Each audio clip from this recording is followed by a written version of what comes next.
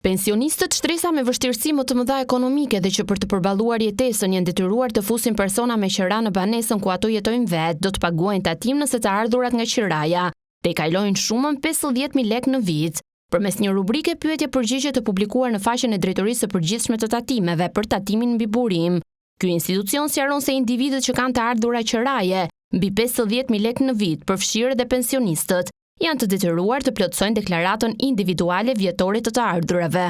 Jam një pensionist që në banesën time në vitin 2025 për arsye ekonomike jeton edhe shoku im, i cili më paguan edhe 5.000 lekë në muaj. A kam detyrim të deklaroj divan dhe paguaj detyrime tatimore?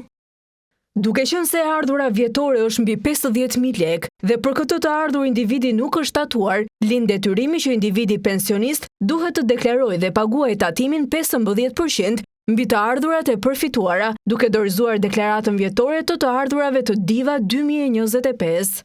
E thënë më thjesht një pensionist i cili për arsye ekonomike ka menduar që bashkë me të jetojnë me qira në banesën e tij edhe persona të tjerë, do të paguajë tatimin 15%. Në rastin konkret, pensionisti në fjalë ka një fitim vjetor prej 60.000 lekësh të reja, nga të cilat 9.000 lekë do të duhet i paguajë taksa. Ndryshimet e njëpasnjëshme në ligjin e procedurave tatimore dhe ato të ligjeve të tjera fiskale kanë krijuar një konfuzion duke i lënë shumë qytetarë të paqartë se kur dhe çfarë duhet të deklarojnë.